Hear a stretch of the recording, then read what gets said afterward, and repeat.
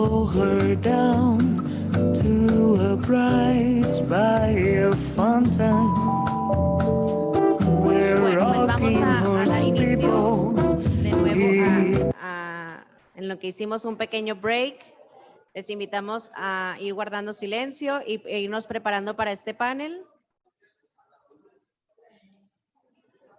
Y bueno, pues ahora le quiero ceder la palabra, ya que tenemos aquí a nuestros panelistas, le quiero ceder la palabra a Brenda Villegas Valenzuela para que dirija este momento. Muchísimas gracias, Brenda.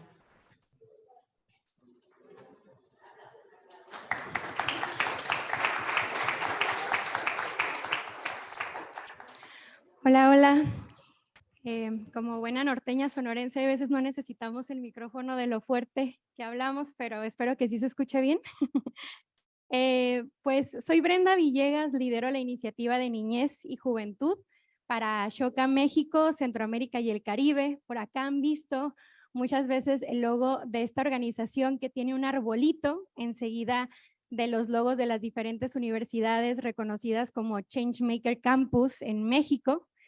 Y Ashoka, para que puedan identificar más qué está detrás de ese árbol, para nosotros es un cobijo, es una casa, es una red que une a personas que tienen una pasión para solucionar problemáticas sociales y ambientales, y lo que hace es juntarlas. No sé si les ha tocado a veces más, aquí yo creo que en Monterrey y en la UDEM, con este sol que a veces nos hace presencia, cómo buscamos, ¿no? Esa sombra, y cómo al estar en esa sombra y compartir esa sombra con otras personas, hay un sentido de unidad.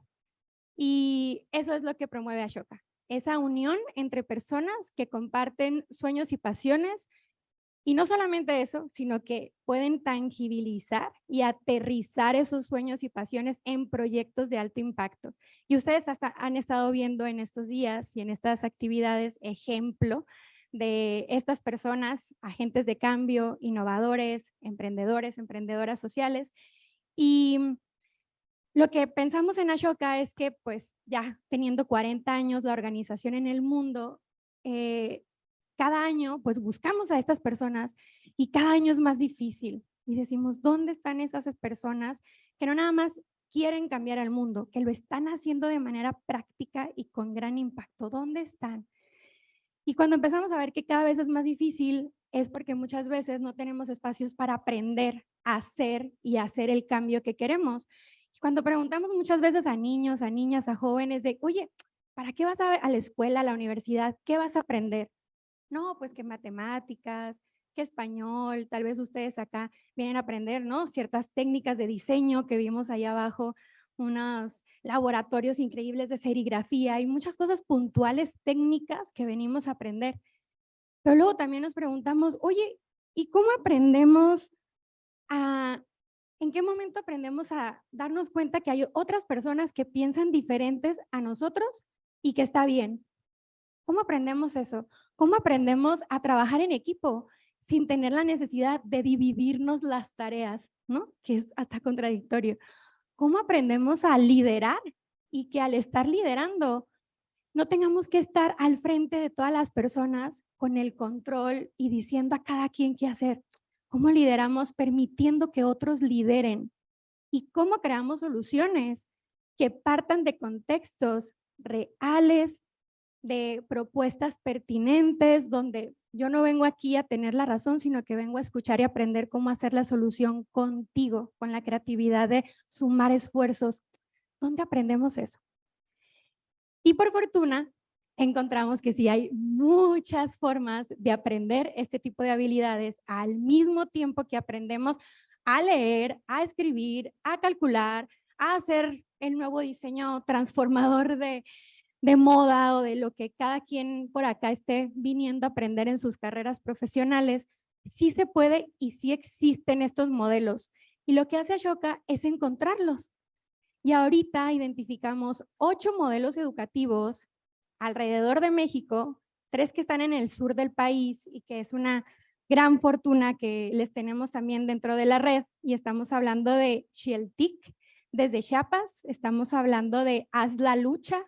Desde Mérida estamos hablando de Fundación Share, que es una combinación desde también orígenes del sur en Mérida, de Yucatán y de Estados Unidos, que se ha implementado también en otras partes del mundo.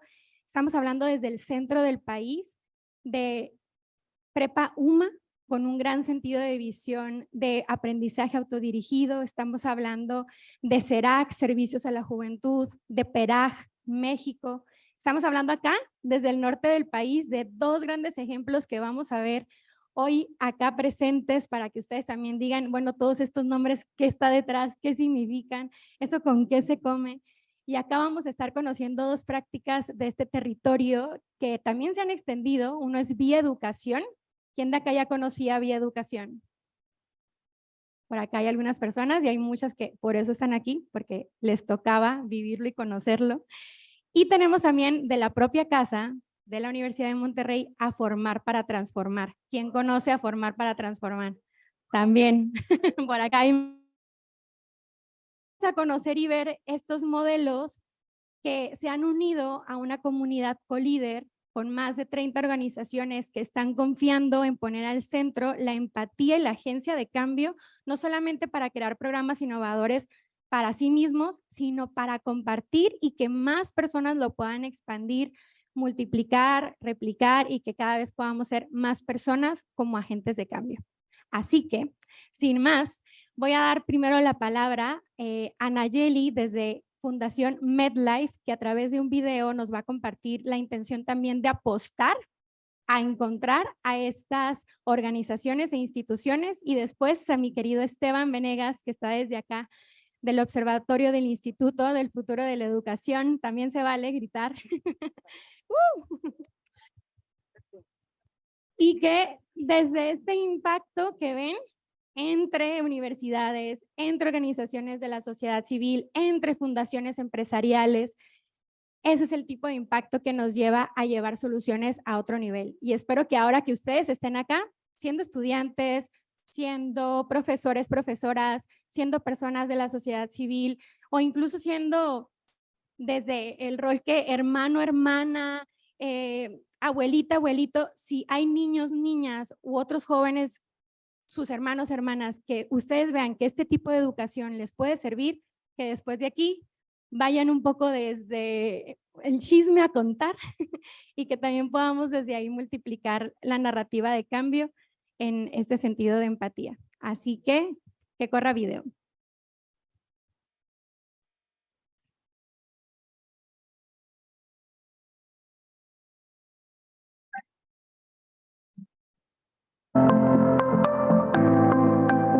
Hola a todos, bienvenidos a esta sesión. Me da mucho gusto tener la oportunidad de compartir el día de hoy con todos ustedes. Para Fundación MedLife es muy importante fomentar la calidad educativa. Por eso apoyamos un proyecto con Ashoka México para fomentarla a través de desarrollar una guía de buenas prácticas educativas y que todas estas herramientas y metodologías nos permitan a diferentes instituciones, organizaciones sociales, docentes, padres de familia y tutores aprovecharlas con nuestros estudiantes.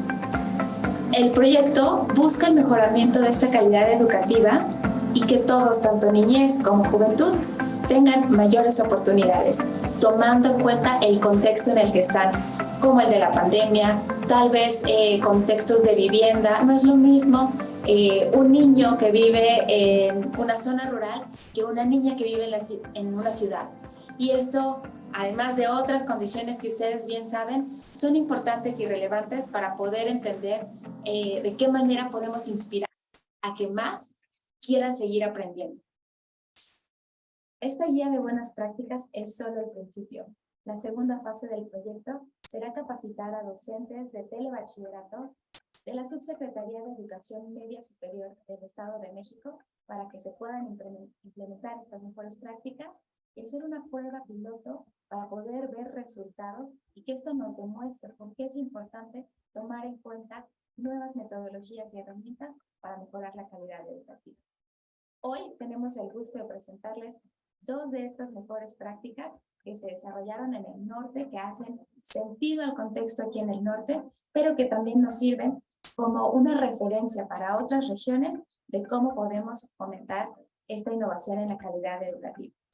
Por último, quisiera resaltar el punto que para nosotros en Fundación MedLife estamos convencidos de que tenemos que incorporar estas nuevas metodologías que nos sirvan para poder mejorar la calidad educativa, dar mayores oportunidades a la población, a la niñez, a la juventud y así construir un mejor futuro para todos.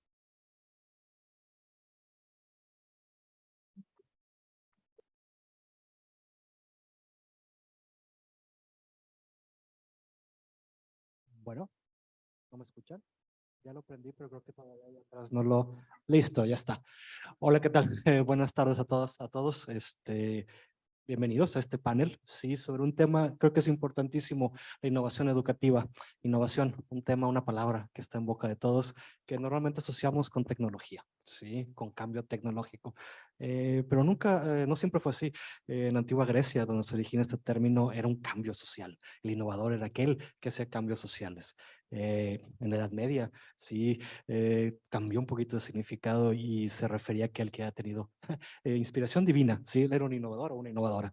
Después, con la Reforma Protestante inclusive, los innovadores eran los herejes, para los en fin, se fijan, ha cambiado a lo largo de la historia. Es hasta la Segunda Guerra Mundial, un poco antes, con todo desarrollo industrial propiciado por la guerra en Estados Unidos, en donde empieza la innovación a tomar ese contexto o esa connotación de tecnología, que en innovación educativa muchísima gente también lo asocia con eso. A veces es difícil comprender la innovación sin ese complemento o un alto complemento de tecnología, pero no es así. Se puede innovar con un mínimo de tecnología, sí, o sin tecnología inclusive. Regresar a ese origen, sí, de la antigua Grecia, de ese cambio social, de innovar en la sociedad mediante muchos mecanismos. Y estamos aquí para platicar algunos de ellos, sí, para platicar de temas muy, muy interesantes. Y antes de comenzar con los que son las preguntas y toda la interacción, me interesa mucho que se presenten. Por favor, creo que no tienes micrófono. Buenas tardes, soy Tomás Mendoza, soy director de 2 escuelas primarias en Santa Catarina, aquí muy cerquita. ¿Qué tal? Muy buenas tardes. Mi nombre es Miranda López. Actualmente soy la coordinadora estatal de comunidades de aprendizaje en el estado de Nuevo León y una parte del estado también de Coahuila, que ya también nos extendimos por allá, de parte de Vía Educación. Tienes, adelante. Hola, mi nombre es Paola Arispe, yo soy exalumna de la universidad y también de Formar para Transformar, el programa que pues ahorita les vamos a platicar, y fundadora de Prueba, un proyecto también nacido de Formar para Transformar. Hola, hola a todos, ¿sí me escuchan? Soy Jesús Escareño, de aquí de la Universidad de Monterrey y coordino el programa Formar para Transformar, aquí que está en Granada en el Centro para la Solidaridad y Filantropía. Perfecto, excelente. Apoyo a la casa. Pues muchísimas gracias a todas, a todos, y vamos a empezar. La idea es hacer unas preguntas, sí, pero sobre todo vamos a hacer una discusión, una plática, ¿no? Es un tema muy, muy profundo, estoy seguro que tiene mucho que contarnos, así que empezaremos. A ver, ¿por qué es importante? ¿Por qué consideran importante una educación enfocada en la empatía y la agencia en cambio? Empatía, que es algo muy importante dado este gran cambio precisamente tecnológico. Estamos en una era de automatización, de inteligencia artificial. Las máquinas no tienen empatía. ¿Por la empatía como una competencia del siglo XXI en la educación? Entonces, ¿por qué no nos cuentan un poquito pues por qué es importante desde su punto de vista impulsar la empatía y la agencia de cambio? ¿Quién quiere comenzar? ¿Ustedes? Adelante. Gracias, Esteban. Yo creo que tomando en cuenta el contexto que el día de hoy vivimos, y levante la mano todos los que son de Nuevo León. Así, levántenla. Muy bien. Tomando eso en cuenta, creo que todos sabemos y entendemos que hay grandes instituciones que tienen el poder y que dominan lo que es el gobierno, las empresas, la sociedad civil, la religión, o hay poderes ideológicos. Y les pido que levanten la mano porque les voy a hacer una aseveración. Creemos que hay grandes instituciones que están ahí.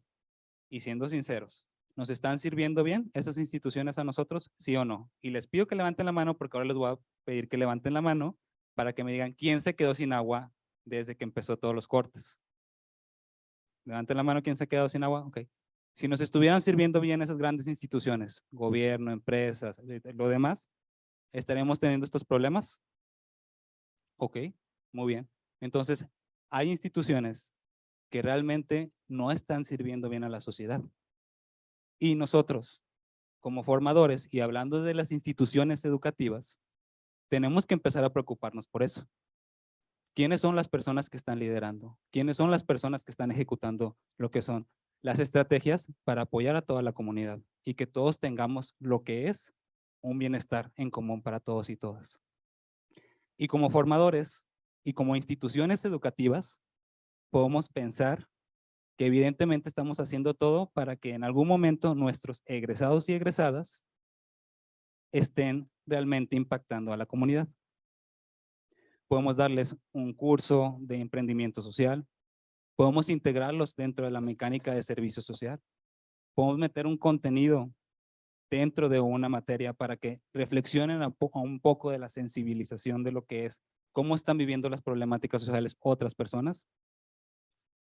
Pero seamos sinceros, cuando lleguen a las instituciones, estos egresados y egresadas van a tomar roles de poder y van a tomar roles donde van a ser van a tener influencia en las instituciones.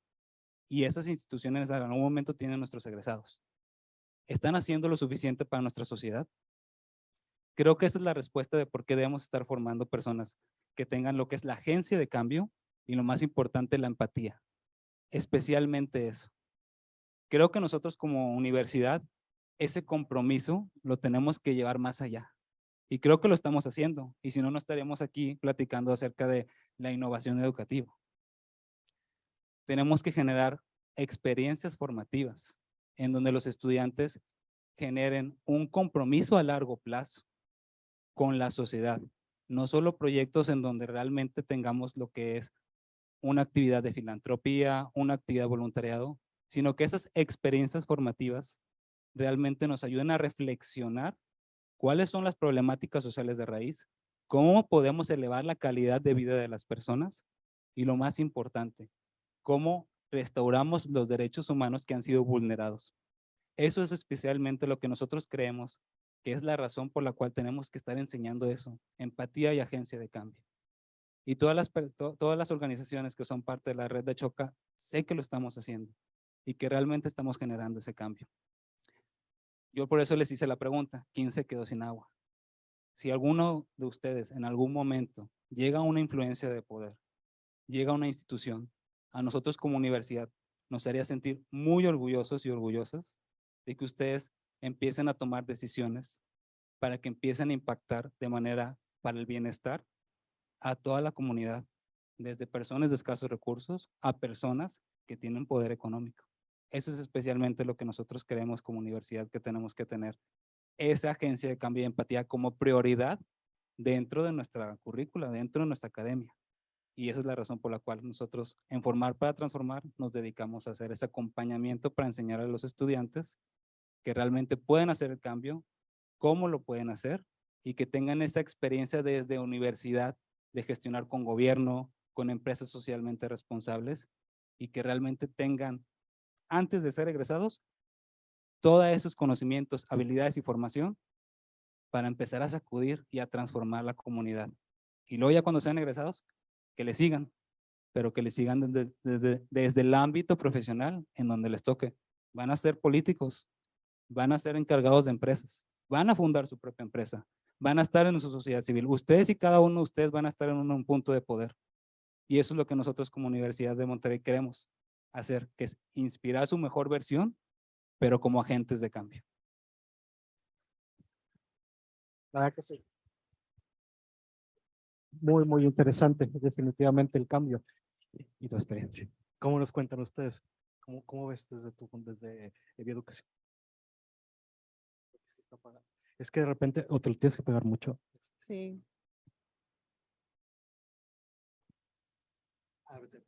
Sí, para más rapidez. Pues desde Vía Educación lo vivimos en general desde su inicio de la asociación, ¿no? La asociación como tal tiene esta visión de potenciar, de fortalecer todas las capacidades y habilidades que tiene la sociedad para transformarse a sí misma, ¿no? Ese es justo nuestro lema, es nuestra marca que tenemos. Entonces, en este sentido, pues desde la asociación civil misma, quienes formamos parte de, no podemos ocupar un centro, no podemos ser también los protagonistas, ¿no? Que esto es algo que ha pasado de manera histórica en las asociaciones civiles o que ha pasado con las organizaciones civiles, ¿no? Llegamos, hacemos una implementación y nos vamos. ¿Y qué quedó? ¿No? ¿Qué se enraizó? ¿Qué aseguramos? ¿Qué transformaciones sobrevivieron al tiempo? Entonces, mucho desde nuestra visión es, a ver, nosotros no podemos ser los agentes de cambio, sino que tenemos que estar generando las posibilidades, tenemos que estar surtiendo estas herramientas, contextos para que sucedan también estos otros agentes de cambio en sus comunidades, que tomen justamente estas riendas, que tomen también este papel empático, ¿no? Y este liderazgo distinto. Entonces, desde esta visión, lo trabaja educación, pero comunidades de aprendizaje nos vamos todavía un poquito más allá. Y en este sentido, comunidades de aprendizaje va pensando en los procesos de empatía desde el momento en el que hacemos investigación educativa, ¿no? Comunidades de aprendizaje surge hace 1000 años, en el 78, para muchos de ustedes tal vez será muy, muy allá, para otros no tanto. Y en este sentido, comunidades de aprendizaje, al surgir en el contexto europeo, va trabajando también con comunidades que se encuentran no tan lejanas a nuestro contexto latinoamericano o mexicano. Y va trabajando en específico con las y los docentes, con las y los estudiantes. Entonces, todo lo que trabajamos en el programa como tal son cuestiones que ya han sido vistas, que han sido observadas por los mismos docentes, por las mismas escuelas, y que cuando justo nos toca estar con las escuelas, por ejemplo, en Monterrey, nos dicen, ay, oye, pero eso ya lo hago, ¿no? Pero hay que darle otra visión, una visión de transformación, una visión que justo nos permita llegar a asegurar los mejores resultados para todas y todos. Y desde ahí, comunidades de aprendizaje trabaja con esta parte que son las actuaciones educativas de éxito, que es cómo aseguramos a través de qué actividades, a través de qué principios muy claros, aseguramos que la educación, uno, tenga éxito educativo para todas y todos, ¿no? No hablamos nada más como de los 3 niños que siempre se sientan enfrente, sino hablamos de que todas las personas que forman parte de la comunidad, ojo, no solamente los estudiantes, sino todas las personas que forman parte de la comunidad, les haga un sentido el por qué aprendemos, el proceso educativo como tal. Entonces, en este sentido, algo que hemos visto de manera constante o histórica, de los familiares están lejanos a las escuelas o de pronto también no sabemos cómo interactuar, hasta qué punto entra o no entra la comunidad a la escuela, los niños tienen claridad, no tienen claridad de los objetivos educativos, para qué estoy aprendiendo esto, ¿no? Que tal vez incluso les haya pasado a este nivel educativo, pues bueno, la idea es ir revirtiendo todo esto y ¿desde dónde? Desde el diálogo, desde la interacción. Desde cosas que parecieran súper sencillas y simples, pero que cuántas veces las ejercitamos y desde dónde lo hacemos, ¿no? Algo que trabajamos muchísimo con las escuelas y que bueno, ahorita escucharán a Tomás, es tal cual trabajar con las evidencias científicas. Y lo que nos dicen las evidencias científicas acerca de educación o esa visión de la educación como una ciencia es todo lo que aprendemos lo hacemos a través de las interacciones de calidad. Y esas interacciones justo están permeadas sí o sí por la empatía. Entonces tengo que escuchar al otro, tengo que dialogar con el otro, tengo que poner significados a negociación con las demás personas para poder también aprender de ello, para tener una riqueza del conocimiento y crearlo entre todas y todos, ¿no? A ustedes tal vez les habrá pasado, pensemos en algún libro favorito que tengan. Cuando lo leyeron, habrá sido una forma de leerlo, un conocimiento, pero ¿qué tal cuando lo platicaron con alguien más? ¿Cómo se enriqueció el conocimiento, el aprendizaje, la lectura, la experiencia como tal? ¿Qué pasa si hacemos eso de manera sistemática en todos los procesos educativos? Si traemos el diálogo igualitario, si traemos los procesos de transformación y si justo esto además lo ponemos en el centro de la organización de las escuelas.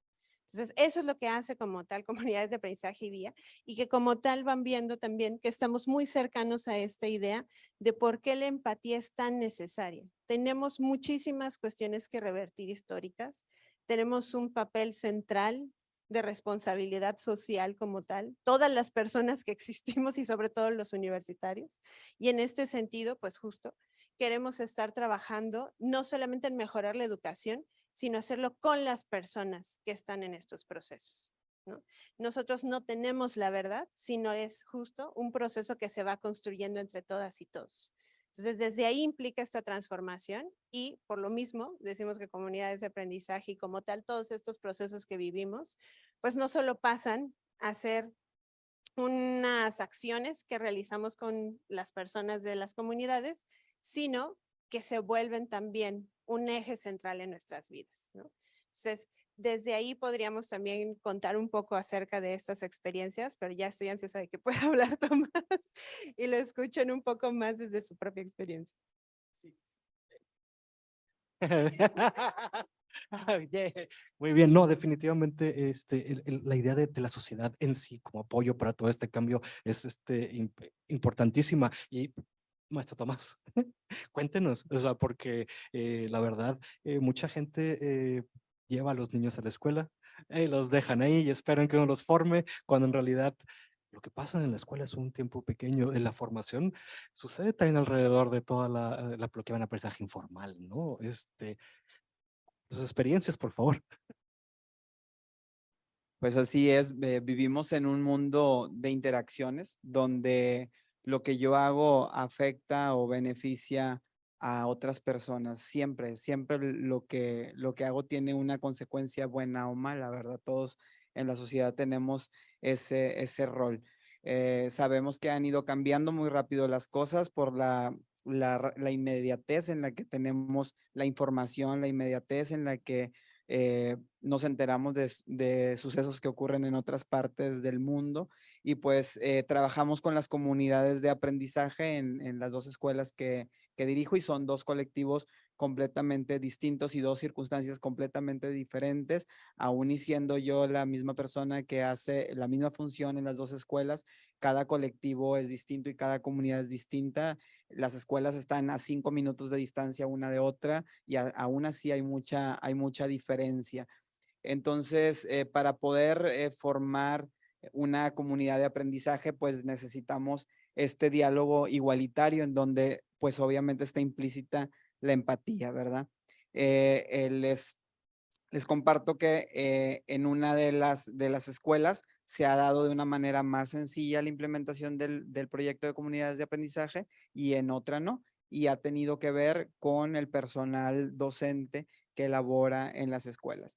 Desde el liderazgo, desde mi función directiva, pues implemento un liderazgo más dialógico, un liderazgo distribuido, que muchas de las personas que están ahí y estaban cuando yo llegué a la escuela, pues no estaban acostumbradas a trabajar desde ese punto.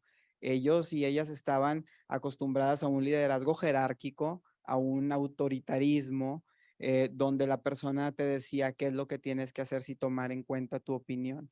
Entonces, sabemos que eso funcionaba antes. Si pensamos en cómo se manejaban las instituciones o cómo se manejaban las escuelas o cómo se manejaban muchos lugares, las empresas, pues no se tomaban en cuenta las voces de otras personas y eran siempre decisiones unilaterales. Entonces, hoy sabemos que tomar decisiones en conjunto nos lleva a tomar mejores decisiones. Entonces, es algo que desde la función se ha implementado y que ha sido un trabajo arduo, porque quienes ven ese tipo de liderazgo y no están acostumbrados a eso, piensan que puedes hacer lo que quieras. Al cabo, pues escucha la voz, ¿verdad? Y entonces, si yo digo esto, se hace esto y no, ¿verdad? Hay cosas en donde sí se ponen a consenso y donde tomamos decisiones en conjunto y hay otras que no, ¿verdad? Por ejemplo, el maestro no puede decir, ah, bueno, yo llego a las 9 porque entonces a las 9 quiero llegar, ¿verdad? No, pues tenemos un horario y eso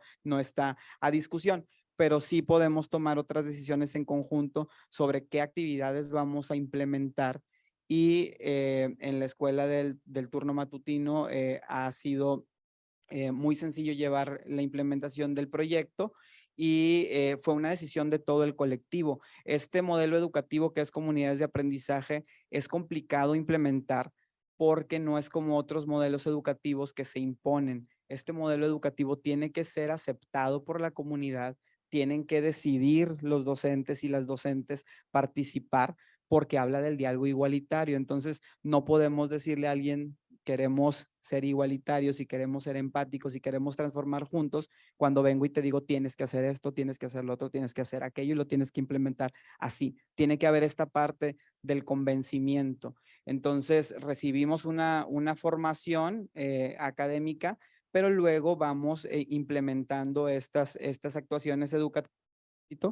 En el caso de esta escuela donde trabajo en la mañana, trabajamos con tertulias literarias dialógicas, con grupos interactivos y con modelo dialógico, y por ahí vamos empezando con algunas de las otras hasta que lleguemos a implementar las 7. En estas actuaciones educativas de éxito, pues todas trabajan con el diálogo igualitario, con la solidaridad y con muchos otros elementos donde las niñas y los niños tienen voz, tienen voto, pueden tomar decisiones para bien de la comunidad, y como decía ahorita Miranda, están invitadas todas las personas a entrar, invitamos a personas como voluntarias, entonces puede ir el vendedor de la esquina, puede ir la tía, la abuelita, la prima y participar, entonces todos podemos aprender de todas y de todos. Por ahí les comparto lo que me decía una señora cuando la invitamos, decía, es que yo a qué voy a ir a enseñarles y yo estoy bien burra, así con esas palabras lo dijo, ¿verdad? Ella sola se puso la etiqueta. Y le digo, oiga, ese día teníamos una kermés en la escuela, le digo, ¿quién hizo los frijoles para los chili dog que estamos vendiendo? Y dice la señora, no, pues los hice yo. Y le digo, ¿y le quedaron buenos? No, pues se acabaron todos. Y dice, no, pues sí. Le digo, yo no sé preparar chili dogs. Si usted me comparte lo que sabe y yo le comparto lo que sé, pues entonces vamos a saber más los dos. Entonces es bien importante que las personas se sientan valoradas por lo que saben, por lo que tienen, porque todos tenemos algo que aportar y nadie es más que nadie. En las comunidades estamos rompiendo esas jerarquías. Todos somos personas ahí, tenemos un puesto distinto, pero no porque yo sea el director, entonces yo estoy acá y tú estás acá, todos somos iguales. Y eso nos cuesta mucho entenderlo cuando estamos en una posición de poder. Definitivamente, el diálogo creo que es importantísimo, la formación de comunidad. Y como me comentaste ahorita, cuando nos comentaba algo muy importante que yo he visto a lo largo de mi experiencia de innovación educativa, algo que funciona a 5 minutos de distancia no funciona otros 5 minutos. La innovación tiene que ser acotada al contexto, ¿sí? Y les puedo platicar de muchos ejemplos en donde están detrás las mejores intenciones, pero no se toma en cuenta eso y los proyectos fallan, ¿sí? Sobre todo cuando estamos hablando de involucramiento de tecnología y demás. Por eso se me hace muy, muy importante esto. Y bueno, ya vimos este lado. De tu lado, experiencia, porque tú tienes, ahora sí que estamos viendo muchos aspectos, ¿no? Sí, no, y después de todo lo que comentaron todos, como que siento que tengo muchas cosas que comentar, exactamente. Desde lo que empezaste a decir tú, de la inteligencia artificial, justo yo me gradué en 2020 de finanzas y mi tesis utilizamos inteligencia artificial. Entonces, para ese entonces tuvimos que leer bastantes textos, libros, porque es un tema pues medio que nuevo para todo. Y justo un capítulo era de qué va a pasar cuando la inteligencia artificial, el machine learning, tome las decisiones por nosotros basadas en datos que aprenden y aprenden y aprenden y aprenden, y las decisiones son muy rápidas. Y daban el ejemplo de, y justo pasó hace, no sé si fue este año o el pasado, que un carro vaya manejando por sí solo, pues como un Tesla, ¿no? Y que alguien con malicia, oye, haya quitado el alto porque quería que sucediera un accidente y sucede el accidente, pero pues ¿de quién es la culpa? ¿Es de la agencia de los autos o fue de alguien más o el conductor que pues no estaba al tanto? Y eso es, pues, ¿qué pasa con el factor humano? Son dilemas éticos, exactamente. ¿Qué tiene el humano? El humano tiene valor. La computadora pues te puede aprender cosas, pero nunca va a tomar una decisión como un humano que está en el presente, viendo el contexto y sabiendo qué hacer como un humano, ¿no? Claro que siempre tenemos también nosotros errores y aciertos, pero es muy importante, digo, en referencia a esto de la inteligencia artificial, el qué valores tienes como persona y también sumando lo que decía Jesús, hay instituciones que toman las decisiones aquí en Nuevo León, en Estados Unidos, en todo el mundo, ¿no? Pero creo que se puede ir perdiendo, puede que tengan los valores, la formación adecuada, pero se puede ir perdiendo con el tiempo si no la tienen bien arraigada, ¿no? Y eso es algo que yo sentí mucho aquí en la UDEM como estudiante. Yo estuve desde prepa, entonces, pues que fueron 8 años que estuve en la UDEM, y tal cual, como lo dice su principio fundamental, el hombre se realiza el servicio del hombre, las personas siempre estamos al servicio de los demás.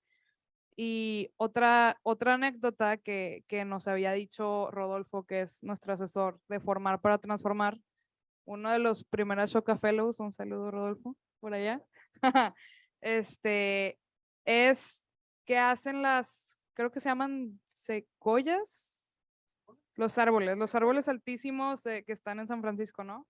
Son miles y miles y miles de árboles que son gigantes, miden bastantes metros de altura, y cuando hay algún terremoto, un huracán, ellos siempre permanecen firmes. Y pues son árboles gigantes que pesan toneladas y cualquier cosa los puede quebrar, los puede desplazar. Y la anécdota ahí era qué es lo que sucede abajo de los árboles.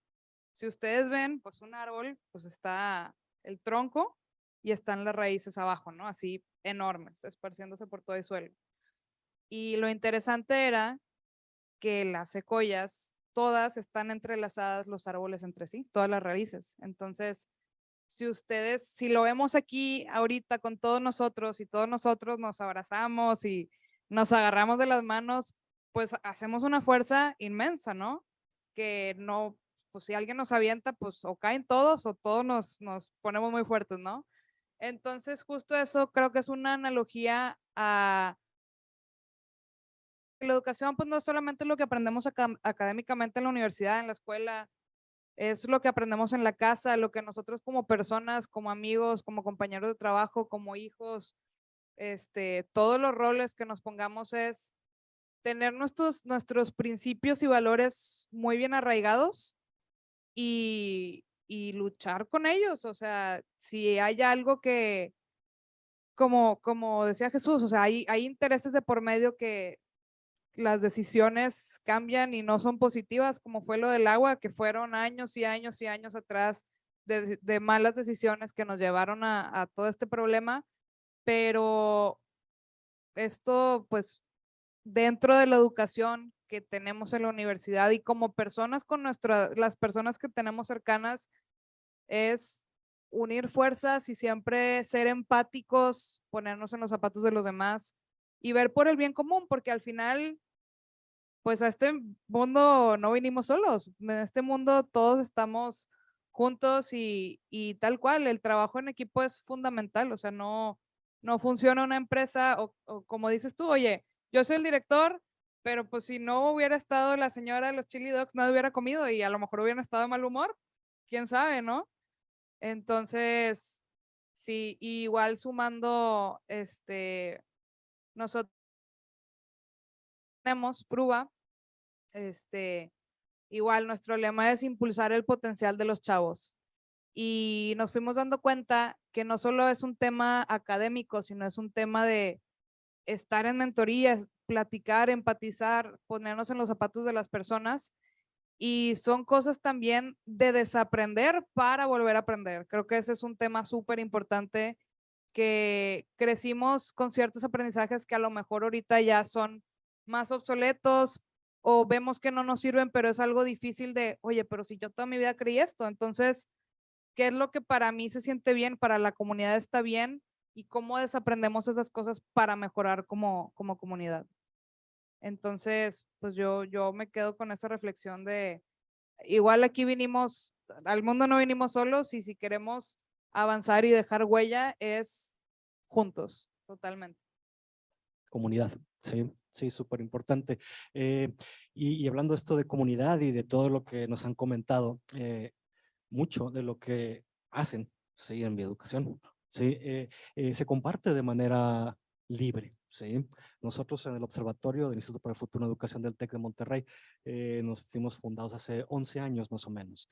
Y en esos 11 años, desde el inicio pensamos que todo lo que hacíamos, que es básicamente somos un observatorio de tendencias educativas, ¿sí? Lo íbamos a compartir de manera gratuita, ¿sí? Nos subimos desde un principio al movimiento de recursos educativos abiertos. ¿Quién conoce qué es un recurso educativo abierto?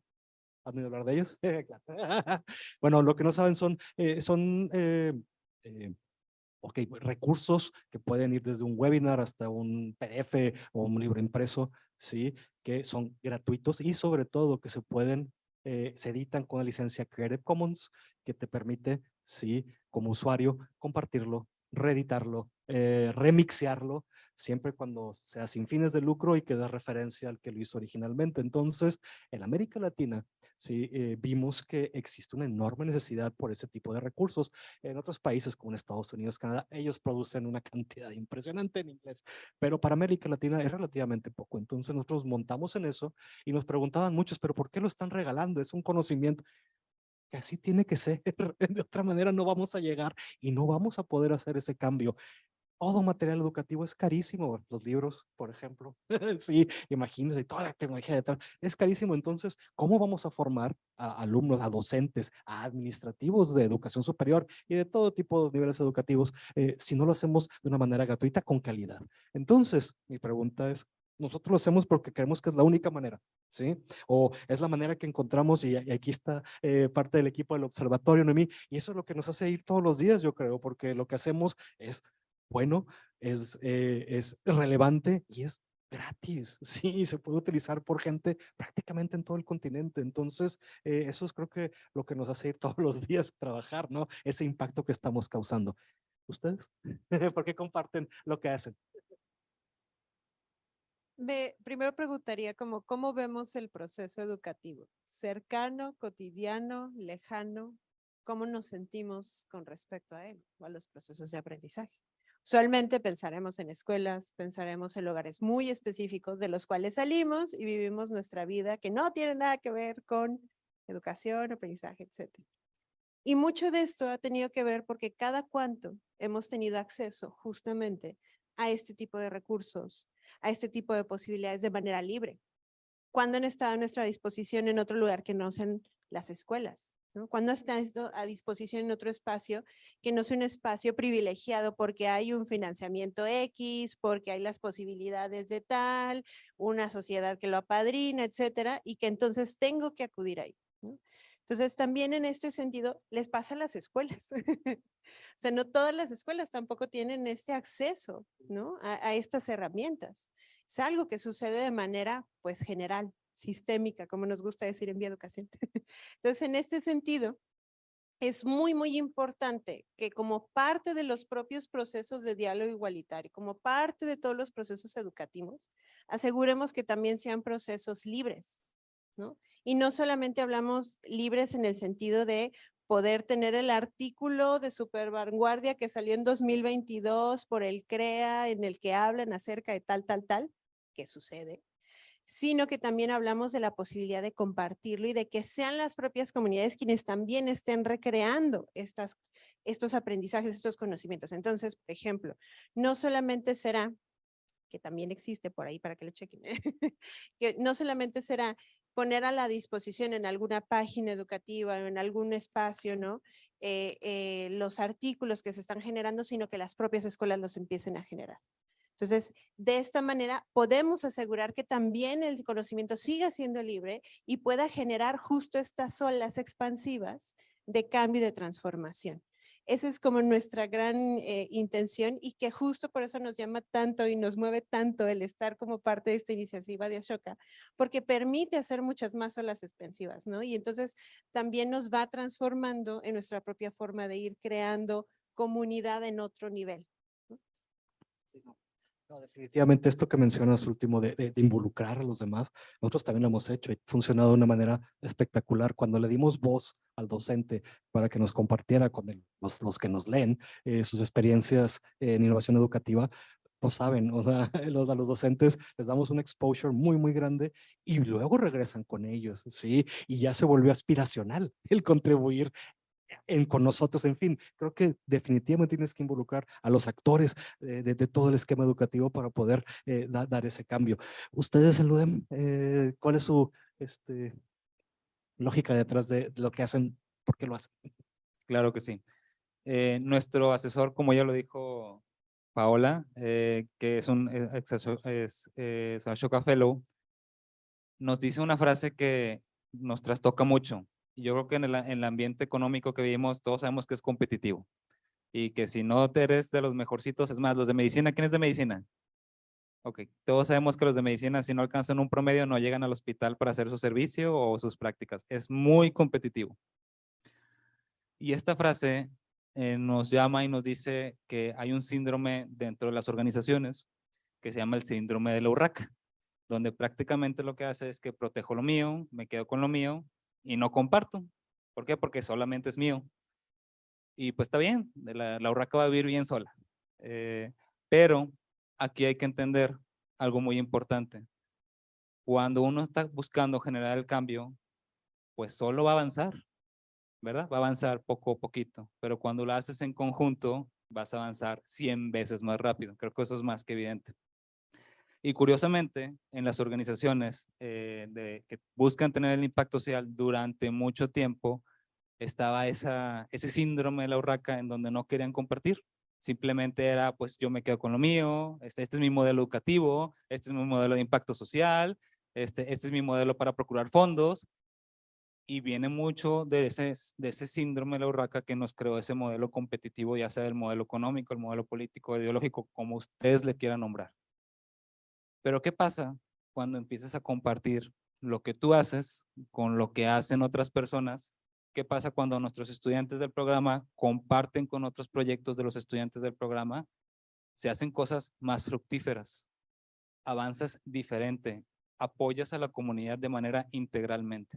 Y yo me sorprendí mucho cuando después de que nos hicieron hacer toda esta reflexión para compartir nuestras buenas prácticas y empecé a leer lo que hacían las otras organizaciones, lo que hacía Vía Educación, lo que hacía PERAC, lo que hacía CERAC, y yo me quedé sorprendido porque había cosas que justo en ese momento nosotros estábamos buscando para poder integrarlas dentro de nuestro programa, y ahí está la respuesta.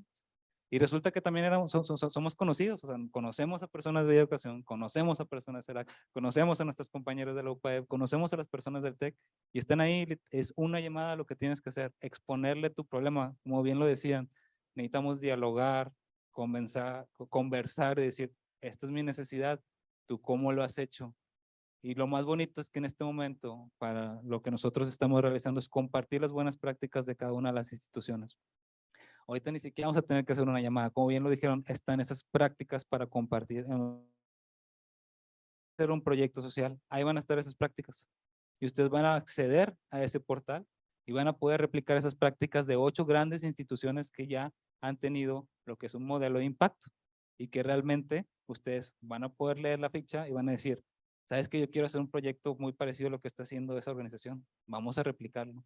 Y creo que eso es lo más hermoso de compartir. ¿Y por qué lo hacemos? Colaborar, exactamente. Nosotros podemos quedarnos como lo raca y con lo mío y sí, pues vamos a sobresalir y ganar reconocimientos y bla, bla, bla. Pero si nuestro verdadero objetivo es beneficiar a la comunidad, generar procesos de sostenibilidad, es ir juntos.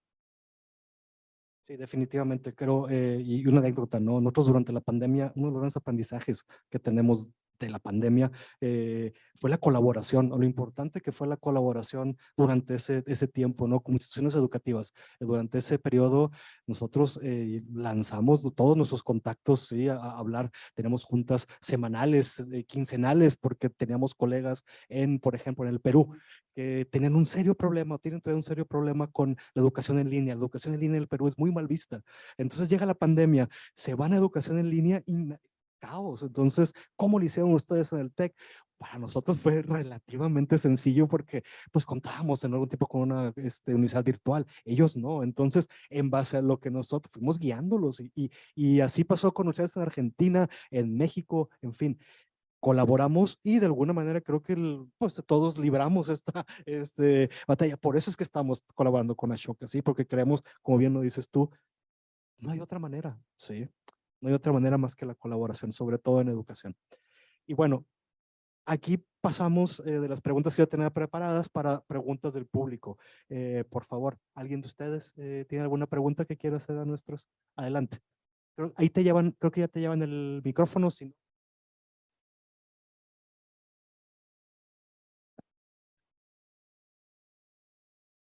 Gracias. Hola.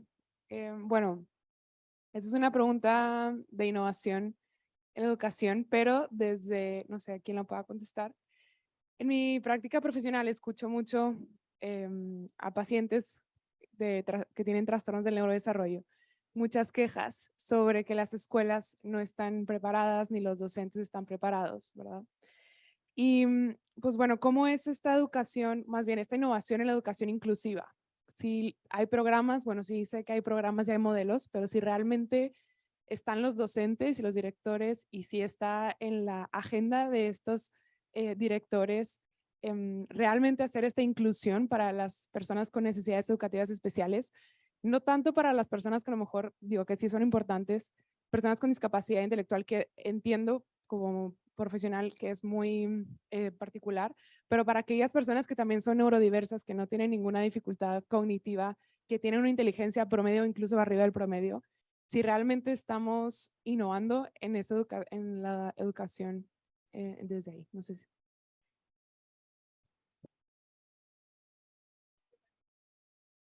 Bueno, pues les comparto que en la escuela donde estoy se llama Eliodoro Ruiz Castillo. En esta escuela tenemos 20 alumnos y alumnas que tienen discapacidad, desde autismo, síndrome Down, discapacidad intelectual, entre muchas otras. 20 con discapacidad con un dictamen. Además tenemos otros alumnos y alumnas que son significativas. Entonces, desde las actuaciones educativas de éxito que implementamos con el apoyo de Vía Educación, todas las personas están incluidas. Todas las personas participan en algún momento, por ejemplo, en las tertulias hacemos un círculo, se lee previamente un libro, estamos trabajando con cuentos clásicos, que es lo que nos recomienda el proyecto. Entonces, tienen la oportunidad de leer en casa. Si el niño o la niña por alguna razón no puede dar lectura, pues el papá, la mamá o el maestro o la maestra les hace la lectura y al momento de estar todos dialogando pueden ellos también dar su opinión. Nos ha tocado que en ocasiones dicen, pues, ¿qué fue lo que más te gustó del libro? No, pues la capa azul. Ah, bueno, perfecto. ¿Alguien más quiere opinar sobre la capa azul? Entonces se incluyen a estas personas. Como bien lo dices, la preparación de los docentes desde su formación como maestros normalistas no está enfocada directamente a la educación especial. Sí se incluyen algunas clases, pero la verdad es muy poco lo que se ve ahí. Afortunadamente tenemos equipo de USAER, que es la encargada de educación especial. En nuestra escuela contamos con 2 maestras de USAER, con la maestra de lenguaje, con la trabajadora social y con la psicóloga, y todo ese equipo nos ayuda a atender a estos niños y a estas niñas. Entonces, durante las clases que trabaja la docente o el docente, estas maestras que llamamos paradocentes intervienen también para apoyar a las necesidades que tienen estos niños y niñas. Sin embargo, no son suficientes. No todas las escuelas tienen equipo de USAER. En el caso, por ejemplo, de estas maestras para docentes, las 2 maestras que les decimos maestras de apoyo, ellas sí están fijas toda la semana en la escuela, pero a la psicóloga le toca ir una vez a la semana porque atiende 10 escuelas. La trabajadora social atiende 10 escuelas y va una vez a la quincena. La maestra de lenguaje va solamente una vez a la semana. Entonces, sí necesitamos mucho más atención y afortunadamente la escuela donde estoy es una escuela 100% inclusiva. Aceptamos a todos los niños y niñas que tengan alguna discapacidad, siempre y cuando podamos nosotros atenderlas. Nos han llegado, me han llegado 2 casos en específico, un caso de autismo y otro caso de discapacidad intelectual, donde era un niño y una niña. Ellos tenían que estar en el CAM. No podían estar escolarizados porque nosotros en la escuela no le podemos dar lo que el niño y la niña necesita. Entonces, la mamá de la niña me decía, es que tiene derecho a la educación. Le dije, claro, y tiene derecho a recibir una educación de calidad. y la educación de calidad se la puede dar el CAM. Yo no le puedo ofrecer eso porque la señora manifestaba que quería a la niña ahí porque le quedaba cerquita de su casa. No, y le quedaba muy lejos el CAM y ya el municipio no le estaba dando el transporte para llevarla y traerla. Entonces le digo, yo no puedo atenderla aquí. En el CAM tiene 2 maestras para 3 niños. Aquí en la escuela pública tenemos una maestra para 40 niños. Entonces no le podemos dar esa atención. Además, la niña no contenía esfínteres, entonces no podemos darle esa atención. Y no es que se le discrimine, se le canaliza a la institución que corresponde para que le puedan dar lo que necesita. Para nosotros aceptar a una niña, a un niño que tiene esa situación tan específica, cuando ya está en el CAM, nosotros necesitamos una carta donde nos diga el director del CAM, ya se puede integrar a la escuela regular y con gusto la podemos aceptar, pero sí nos falta muchísimo en ese campo y lamentablemente nos damos cuenta que hay escuelas que rechazan a niños y niñas con discapacidad por no bajar su promedio y por no afectar sus evaluaciones, y obviamente eso sí es una discriminación.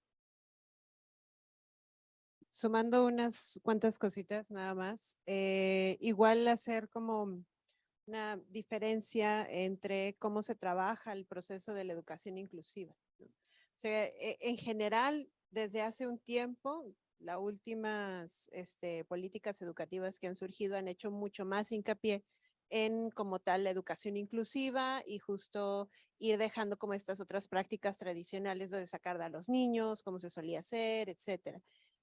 Y pues también habrá que ver el caso en específico, como bien comenta Tomás, en el sentido de es un caso que puede ser atendido en las instalaciones o necesita, digamos, ya esta innovación tecnológica, ¿no? No solamente la técnica docente que se innove. Entonces, en ese sentido voy a hablar de los casos que sí pueden estar en, digamos, como en un espacio mucho más como lo conocemos en las escuelas. Una de las primeras cuestiones que trabaja comunidades de aprendizaje, por ejemplo, desde lo que implica este campo de la educación inclusiva, es tenemos que pensar qué entendemos por inclusión, ¿no? Entonces, tenemos que estar dialogando entre las y los docentes qué entendemos por inclusión, porque muchas veces justo es esta cuestión de tengo que sacarlo, tengo que entonces darle todo el espacio a esta niña y a este niño, pero esto está restringiendo sus interacciones. Entonces, lo que estoy haciendo es directamente pensar que desde prejuicios o cuestiones que se han trabajado en educación o lo que llamamos edumitos, ¿no? Pues hay una base enorme de decir, este nene lo tengo que trabajar aparte, porque no va a poder con estos retos. Y desde comunidades es, no, a ver, pongamos el reto lo más alto posible, porque la niña o niño no va a estar solo. Y no solamente va a estar con sus compañeros aprendiendo también de sus pares, sino que justo, por ejemplo, a mí me ha tocado ver también varias de las tertulias y grupos que hacen en la escuela de Tomás y que hacen en otras escuelas, pues están el docente, sí, con los 40 niños, pero por ejemplo, están 5 o 6 mamás o 5 o 6 personas adultas que exacto, que están con pequeños grupos, que además son grupos heterogéneos, entre los cuales pues hay personas que pueden tener un poco más de conocimiento de tal tema, que van a estar generando la participación entre las niñas y los niños, y que esto sostiene a esa niña o niño, ¿no? Que entonces van viendo también su propio proceso de aprendizaje. Entonces, mucho de lo que hablamos también como innovación directamente va desde este repensar la práctica docente y también repensar cómo vemos a estas niñas y niños y cómo vemos también a la comunidad que puede soportarlos, ¿no? Yo tengo un comentario más. Nosotros en Prueba tenemos un modelo de aprendizaje llamado BAC. Entonces, por ejemplo, si aquí, no sé, la carrera de arquitectura, las personas siempre necesitan estar haciendo maquetas o estar aquí y allá y acá para otro lado, ¿no? Esas personas son gente que necesita estar siempre en movimiento, ver, tocar, hacer cosas, ¿no? Y también puede haber personas, no sé, digo, son también estereotipos de las personas que vemos en diferentes carreras, como más tranquilas, que a través de una película yo puedo aprender, ¿no? Entonces, todo esto que les digo viene de entender a las personas, cómo aprendemos, cómo captamos las cosas, ¿no? A lo mejor yo pudiera estar hablando y hablando y hablando y hablando y a alguien pues no, le entra y le sale, ¿no? A lo mejor va a entender más si yo a través de un gráfico le enseño, oye, esto tal y aquí es un mapa interactivo que le picas a tal y sale esto y lo otro y se te queda más grabado. Entonces, a lo que voy es que hay ciertos tipos de aprendizaje. Este modelo que les hablo yo, que es como les enseñamos a los chavos en prueba, es, oye, te vamos a hacer un test para saber en qué tipo de aprendizaje estás, visual, tal cual es, aprendes a través de la vista, de mapas conceptuales, de películas, todo lo que sea tal cual visual. Auditivo, que es por medio del audio, pueden ser canciones, igual también pueden ser películas, todo lo auditivo. O kinestésico, que kinestésicos son las personas que siempre están paradas o necesitan estar corriendo o tal como les dije de arquitectura, ¿no? Como que tienen que estar así haciendo cosas. Entonces, eso también es un tipo de educación inclusiva porque le estás enseñando a las personas desde su personalidad cómo pueden aprender, ¿no? Y enseñas el mismo tema, pero no es la misma clase que está aquí el profe, tal. Es el mismo tema, pero lo vas adecuando dependiendo del aprendizaje de la persona. Me gustaría agregar con lo que comenta Paola, que la educación inclusiva, si bien tú mencionaste específicamente algún tipo de discapacidad, también nosotros en Formar para Transformar buscamos incluir el contexto. No todos venimos de San Pedro, no todos venimos de Monterrey, no todos venimos de estos municipios que están aledaños a Santa Catarina. Tenemos chicos en la universidad que vienen de Escobedo, que vienen de Apodaca, tenemos una chica que viene desde Pesquería. O sea, realmente hay que entender que la educación inclusiva, además de tomar en cuenta esos detalles, hay que entender el contexto de los chicos y chicas que están formando parte de nuestro universo. Y entender su contexto es diferente nada más meterlo dentro de un grupo y evaluarlo como se debe, como tal. Aquí sí yo debo de reconocer mucho el acompañamiento que tiene nuestra compañera Jared Montiel, que es parte del programa Formar para Transformar, que está ahí sentándose.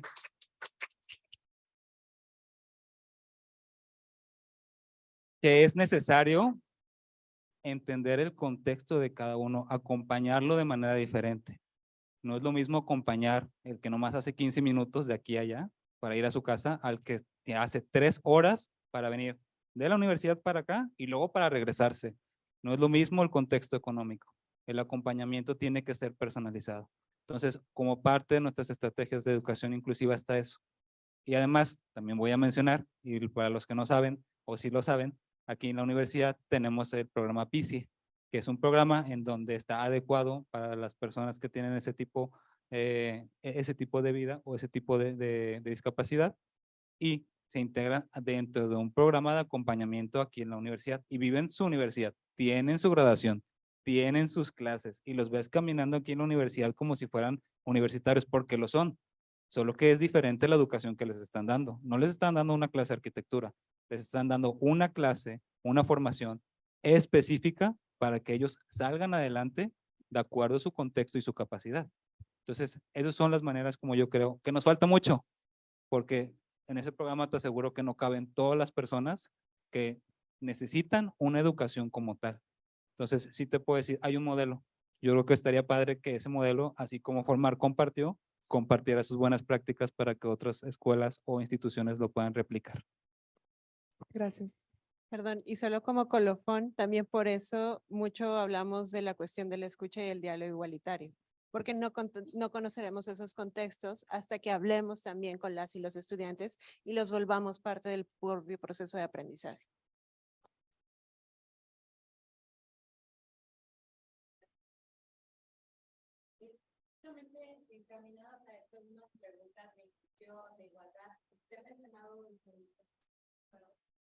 Se ha mencionado mucho sobre el diálogo igualitario y estamos viendo los retos que implica llevar a cabo un modelo educativo incluyente que justamente considere estas condiciones específicas que viven las personas que están por vivir su proceso de aprendizaje y de educación.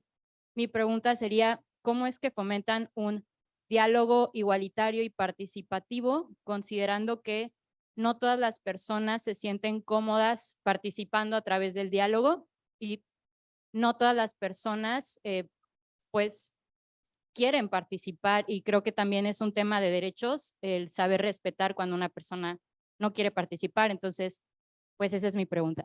Gracias. Sí, pues desde las comunidades de aprendizaje se abre el espacio para el diálogo y se propician las interacciones, pero nunca se forzan. Les damos a los niños y a las niñas ese espacio donde tienen la libertad de expresar lo que piensan, donde sus ideas están escuchadas y son tomadas en cuenta. Al final de hacer la tertulia, digo, sin entrar como en detalles técnicos de cómo se hace, pero nos formamos en un círculo después de haber leído. Quien modera, que puede ser el docente o la docente, puede ser una madre, un padre de familia, puede ser un niño o una niña quien modera la tertulia, va cediendo la palabra y les dice, bueno, ¿quién nos quiere comentar un párrafo que le gustó? Ya el niño o la niña nos dice, no, pues yo, y se hace una lista y entonces dice, bueno, ¿en qué página está? Y lee el parrafito que le tocó y dice lo que piensa de eso. Entonces de ahí se va detonando a que otras personas que así lo desean participen también. Hemos tenido niños y niñas que durante 10 tertulias nunca comentaron nada y no pasa nada. Mientras están ellos escuchando, mientras están ellos leyendo, van haciendo también esas conjeturas y se va dando ese aprendizaje sin que haya una interacción directa de yo te hablo y te escucho y tú también, sino que ahí se da una interacción también al estar siendo partícipe de esa manera. Y en el momento que decidan, cuando se sientan en confianza, cuando tengan algo que decir o cuando quieran opinar, pues saben que se va a respetar lo que ellos digan. En el caso, por ejemplo, de grupos interactivos, hacemos pequeños equipos donde se pone una actividad que detone la interacción, que no necesariamente tiene que ser un diálogo en palabras, pero sí la interacción del equipo. Se deja a los niños y a las niñas 15 minutos con esa actividad y a los 15 minutos, entre 12 y 15 minutos, se cambian a otro equipo y tienen otra actividad y todos van rotando. Entonces ahí tienen también la oportunidad de interactuar, pero no están forzados a hacerlo. Entonces lo que buscamos es crear ese espacio donde se pueda hacer para que cuando decidan, pues lo puedan hacer en confianza sin forzar a nadie. Yo solamente sumaría una pequeña parte que es justo una cuestión también de basar como todas estas actuaciones educativas de éxito dentro de las evidencias científicas implica repensar también lo que es el diálogo y también lo que es comunicarse. Entonces de pronto pues pensamos que si no habla o si no hay lenguaje oral, no hay comunicación. Pero, y aquí me voy a poner teórica, discúlpenme, pero justo una de las cuestiones que trabajaría Chomsky es en esta cuestión innata de la comunicación, ¿no? Entonces, esta capacidad que todas y todos tenemos para comunicarnos. Y esto no necesariamente tiene que ser como yo expreso mi lenguaje, como yo trabajo mis procesos de diálogo. Entonces, en este sentido, justo por eso también, cuando vemos en las tertulias que hay un niño que de pronto dice, no, a mí me gusta participar escuchando. Yo desde ahí aprendo, ¿no? Y tal vez los diálogos no los tenga en la escuela, los tenga en casa, o tal vez los tenga consigo mismo. Y también hay que pensar que pues justo el diálogo que se va fomentando con uno mismo viene de estos otros diálogos, viene de estas otras formas de participar. Y como bien dice Tomás, mucho de lo que intentamos generar como diálogo igualitario es potenciar la posibilidad de que cualquiera, desde el rol que tenga, desde el rol que desea asumir también, pueda hablar. O sea, que exista la posibilidad de comunicarse en general, ¿no? De tener su voz, su palabra, como también dirían por allá en los sures globales. Yo también digo, creo que es muy importante el generar ese espacio y círculo de confianza.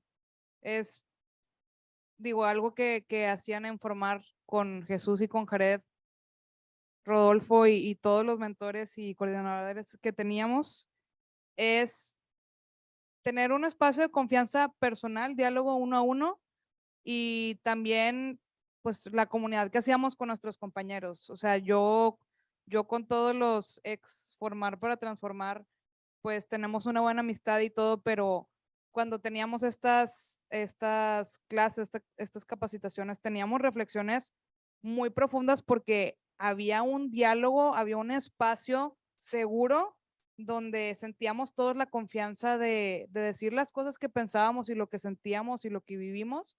Entonces, nada, o sea, yo creo que es muy importante dar ese espacio donde las personas puedan sentir que puedan decir lo que quieren decir sin juicios y sí, tal cual lo que puedan decir. Y como comentas tú también, no todas las personas son iguales. Hay personas que se pueden explayar y profundizar y con todo mundo, pero hay personas que son más, oye, yo reflexioné esto dentro de mí y a lo mejor lo platico después saliendo, no sé, lo platico con Jesús porque le tengo más confianza, pero ya estás generando por lo menos un diálogo interno y eso también te puedes dar cuenta como facilitador o no sé, la persona que esté coordinando las cosas, pero más que nada es dar ese espacio físico, mental y sin juicios, tal cual. Gracias, Paula. De hecho, iba a hablar de eso. Entonces yo creo que ya dijiste todo lo que tenía que decir. Solo por 2, por 3. Solo quiero agregar algo que lo que tú comentas es, ¿cuántos de ustedes tuvieron un taller de inteligencia emocional en prepa? En secundaria. No, no voy a ir a primaria ni a preescolar porque ninguno va a levantar la mano. Y sí sabemos que la inteligencia emocional es una de las habilidades o características que están pidiendo la mayoría de las empresas en puestos altos. Y es exactamente lo que acaba de comentar Paola. Si tú no tienes la capacidad dentro de un acompañamiento donde tú puedas expresar a tus pares, equipos, compañeros, tus emociones, tus sentimientos de tu día a día, de tu persona, de tu trabajo, de tus deseos, de tu pareja, tu inteligencia emocional no está desarrollada. Y eso es lo que buscábamos hacer, esos grupos de diálogo, no nada más era para que ellos se cuenten sus sentimientos y entre ellos apoyaran y lloraran, ay, es que el parcial, ay, es que la maestra, ay, es que voy a llegar tarde. No, era para que aprendieran a expresarse, porque en un futuro esa inteligencia emocional la van a necesitar cuando lleguen a un puesto o a una interacción con gobierno, con empresas o incluso con academia, donde van a tener que agarrar frustración, van a tener que aprender resiliencia, van a tener que aprender a expresar sus emociones y sentimientos con otros pares de otros lugares. Y eso es lo que buscamos intencionar en los grupos de diálogo, como lo dijo Paula, lo van viviendo. Y se genera un bonding muy hermoso porque entre ellos apoyan como generación de aquí hasta que se gradúan y después de que se gradúan.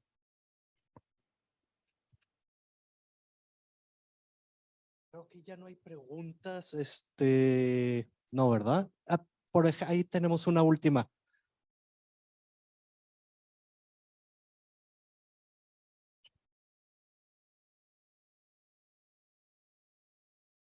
Bueno, hola. Justamente yo soy una alumna que forma parte del programa de Formar para Transformar. Y bueno, estoy en el proceso junto con una compañera pues, estoy en el proceso de diseño de este proyecto que brinda como talleres de educación sexual y gestión emocional para niños y niñas de secundarias públicas. Y bueno, sabemos que es un tema muy difícil de tocar, es un tema muy tabú para los papás, las mamás, incluso las escuelas. Entonces yo quería preguntarles cuál es su recomendación o su consejo a base de su experiencia, qué me pueden decir, porque a veces es difícil, bueno, innovar. Entonces siento que de esta manera nosotras, mi compañera y yo en este proyecto, estamos innovando en la educación porque es un tema que no se toca en todas las escuelas. Entonces, pues sí, como saber un poco de su experiencia a través de eso, de que cómo con ese proceso difícil. Voy a tomar como muy rápido la palabra. Lo que hemos trabajado, por ejemplo, también desde las escuelas, es un espacio que se llama formación de familiares. Ustedes habrán conocido algo que es como escuela para padres, que muchas veces implica ir a decirle a los padres cómo criar a sus hijos. El problema es que justo eso nunca va a funcionar, porque estás básicamente diciéndole, no sabes hacer lo que se supone que debes hacer, yo te voy a enseñar cómo. Cuando trabajamos formación de familiares, aunque por el nombre pueda despistar, viene desde una necesidad que tienen las familias. Viene desde donde yo quiero aprender ciertas cosas, porque esto me hace sentido aprenderlo, etcétera. Y desde ahí se ha tocado la cuestión de sexualidad. Entonces, muchas madres, padres de familia van pensando, es que yo no sé justo cómo tocar este tema. Yo no sé cómo acercarme a mis hijas y a mis hijos y hablarles de esto. Entonces, el primer filtro es tal cual, bueno, hablemoslo entre nosotros. Generemos también una conciencia de qué es lo que queremos hablar, por qué queremos hablar de esto, cómo ha sido incluso nuestra propia experiencia. Y desde ahí ellas mismas van generando también estos vínculos con otras instituciones, por ejemplo, ahí podrían ser ustedes, pero por ejemplo en nuestro caso ha sido con el Instituto Estatal de la Mujer. Y van generando en el instituto ya también esta capacitación específica con un temario que ellas eligieron. ¿Dónde quieren hacer énfasis? ¿Cuáles son los temas que quieren trabajar? ¿Por qué quieren trabajar estos temas? Y esto tiene un impacto directo con las niñas y los niños. No estoy diciendo que necesariamente tenga que ser así tu programa, es algo muy distinto, pero sí en el centro está ¿cuál es la necesidad? Viene de mí, viene de la comunidad. ¿Qué es lo que estoy queriendo trabajar y desde dónde también lo estoy trabajando? ¿Se está requiriendo ciertos temas o desde dónde lo decido? ¿No? Y ahí tendremos que entrar como en un tema mucho más hondo, pero a grandes rasgos hablaría como desde la experiencia que tenemos acá. Sí, yo agregando a eso, también nos sucedió en Prúa las primeras veces que empezamos a integrar a los papás, porque antes era puro chavos de secundaria, como tú igual. Entonces, pues en Prúa lo fundamos 4 personas y al final nos quedamos tres socias, Scarlett, Carla y yo. Y de la nada llegaban papás con nosotros de, oye, es que pues mi hijo ya está en una etapa que de la sexualidad y yo no sé cómo hablarla o simplemente no sé cómo hablar con mi hijo, o sea, no tengo ese diálogo, no tengo esa comunicación y no solamente tema sexual, sino cualquier cosa, oye, llega a la casa y no hablamos, ¿cómo le hago? Y llegaban con nosotras, nos decían eso y nosotras iniciamos cuando teníamos 18 años hasta pues que salimos de carrera, ¿no?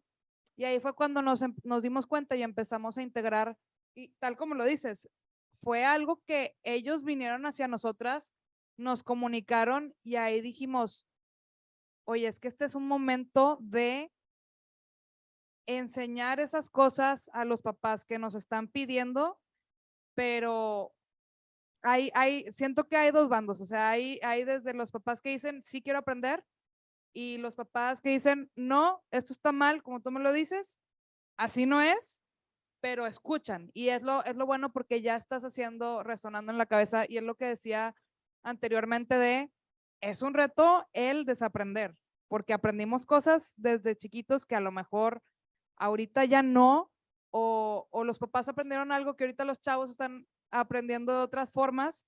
Entonces es como que romper paradigmas y esa barrera, pero siempre es desde la necesidad de los papás. Y también algo muy importante, nosotras siempre que hicimos esos talleres con papás, eras de cuenta así en un, ¿cómo se llaman los salones? Los auditorios, todos estaban así sentados y siempre traíamos a un profesional en el tema. Por ejemplo, una vez trajimos a una sexóloga que se llamaba Ana, se llama todavía,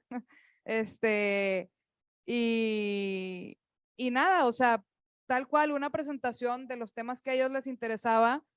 Inclusive yo me acuerdo que llegaron con ella y le dijeron, oye, queremos una cita contigo. O sea, es de generar conversación y siempre estar nosotros receptores de qué es lo que ellos necesitan y qué es lo que quieren trabajar con los hijos.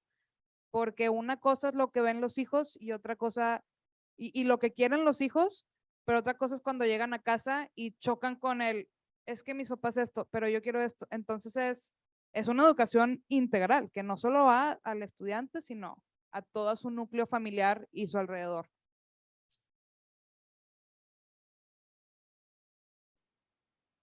Bueno, pues perfecto. Espero hayan contestado las preguntas. Si llegan más preguntas, pues no me queda nada más que tratar de resumir todo esto que vimos hoy. ¿Cómo lo puedo hacer? Son temas importantísimos, son temas para nuestro futuro, pero si me permiten hacerlo de una manera muy rápida a ver, creemos que la colaboración es más importante que nunca, ¿sí? Para poder innovar necesita colaboración, pero para poder colaborar y lograr esa innovación y crear ese cambio que estamos buscando se requiere empatía. De otra manera, sin empatía no vamos a colaborar y no va a haber nada que detone ese cambio que es tan necesario. Por eso también los invito, si quieren ser parte de ese cambio, si no saben cómo dar ese cambio, sobre todo en estos temas de educación, están todos estos recursos, ¿sí? Que nos pueden ayudar muchísimo, ¿sí? A nosotros, a ustedes. Entonces, por favor, dense una oportunidad, chéquenlo y espero puedan llevarse algo, sobre todo eso, cómo formar gente para ese cambio tan necesario, no solo en nuestro país, sino en el mundo. Así que les agradezco muchísimo y Brenda, vas a dar unas palabras, ¿verdad? Sí, Muchas justo. gracias. Me encantó ahorita como, no sé si también Santiago me volteó a ver porque fue una manera tan compacta y tan completa al final, ¿no? Para innovar hay que colaborar, para colaborar tenemos que aprender a ser empáticos, empáticas. Así que desde ahí, pues muchas gracias por compartir. Otra vez que yo amo los aplausos. Muchas gracias. Y para cerrar, también tenemos un anuncio hoy. A mí me emociona mucho que como parte también de esta experiencia de innovar para la agencia de cambio, con prácticas que se pueden replicar en diferentes espacios, también desde Ashoka tenemos otros programas para innovar para la agencia de cambio, programas que son impulsados también a través de las universidades. Ustedes ya vieron acá el gran esfuerzo entre 3 universidades y también como universidades que han avanzado. Tenemos un TEC de Monterrey 10 años trabajando por acá, 8, 5, muchas universidades que están haciendo el cambio directamente en colaboración con Ashoka y otras que de alguna manera también tenemos alianzas. Hemos reconocido quienes lo han impulsado y están en una excelencia en la educación para el cambio y también reconocemos los que están en el compromiso de avanzar hacia esa excelencia. Entonces, a mí también como parte de este panel, para cerrar, quisiera dar el anuncio y presentar que en uno de los programas que tenemos como Universidades para el Cambio, hemos comenzado a trabajar con una primera universidad pública que fue inspirada mucho a través del trabajo que han hecho con la UDEM, que es la Universidad Autónoma de Baja California, la UABC, específicamente a través de la Facultad de Economía y de Relaciones Internacionales, mejor conocida como la FEIRI, y para quienes nos estén escuchando también desde Tijuana, desde Baja California, para nosotros desde Ashoka y en este gran grupo de Changemaker Campus que tienen años impulsando esto y que lo quieren compartir con más universidades, como decíamos, de otros contextos, de diferentes realidades para diversificar y para enriquecernos, pues quisiera invitar a Yadira para acá, Yadira Flores, que viene representando a la universidad y que nos cuente un poco para hacer este cierre y también para celebrar y que empecemos cada vez más a compartir, como bien decía también por acá este panel, que se empiece a ver con experiencias que puedan multiplicar el impacto. Así que felicidades también por sumarse a esa gran familia Ashoka y más que nada de grandes aliados, aliadas a nivel nacional. Bienvenida.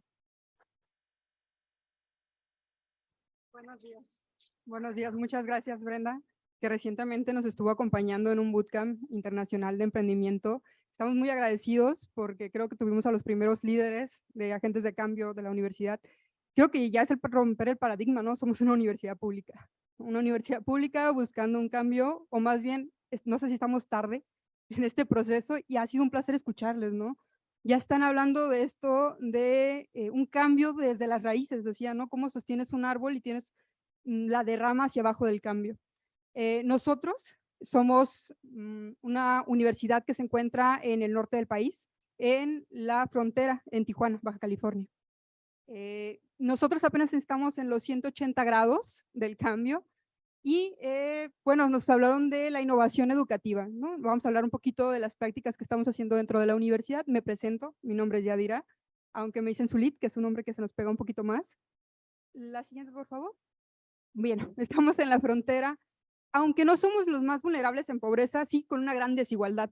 A nivel universidad, entonces esta es la escala que más que nada les estamos presentando lo que nosotros conocemos como nuestra institución de innovación, que es el Centro UABC Yunus para los negocios sociales y el bienestar, ¿no? Que viene desde la universidad.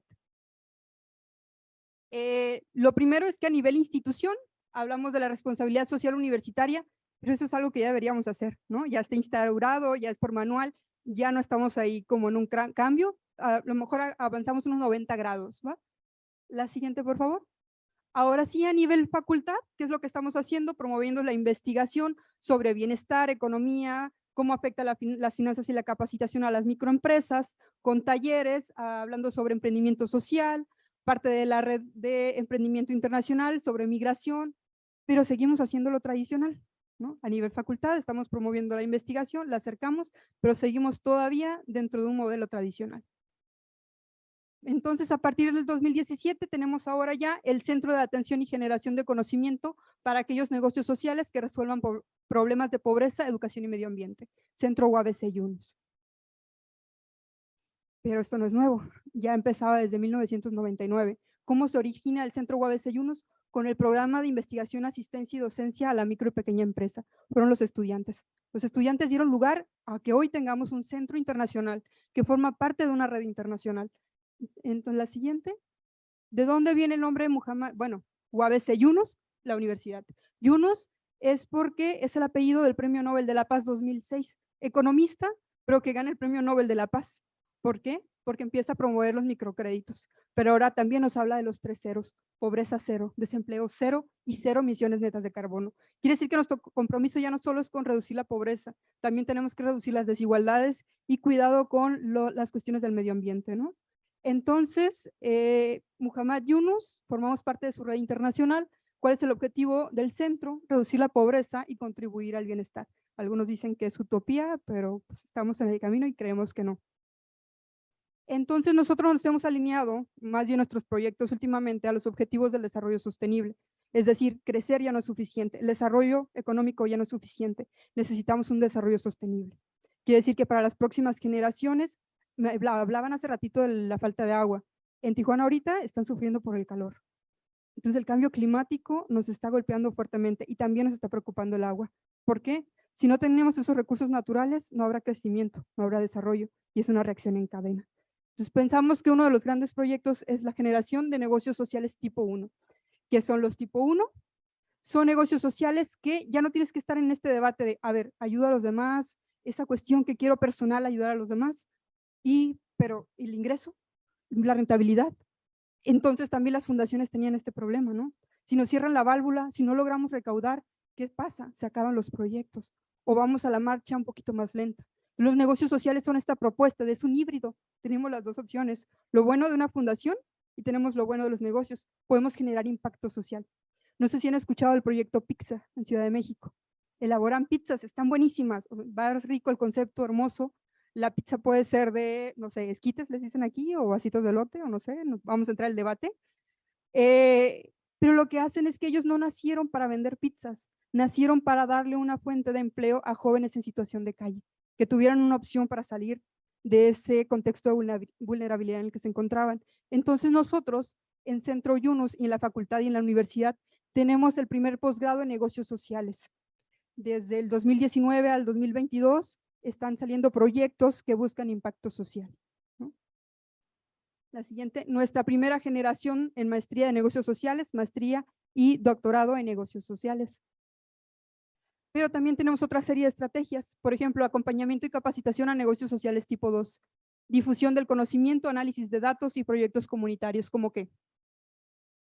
Negocios sociales tipo 2 es como que le cambiamos el nombre, pero son las microempresas o microempresas de subsistencia. O no sé si ustedes clasifican lo de emprendimiento por necesidad. Es decir, lo tuve que hacer, no había otra opción.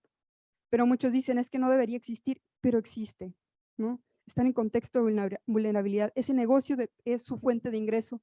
Si no la tienen, no hay negocio para el hogar, ¿no? No hay negocio para la familia completa. Entonces es apoyarles para fortalecerles para que sigan creciendo. Y entonces tenemos este programa de servicio social que lo recuerdan que inició en el 99.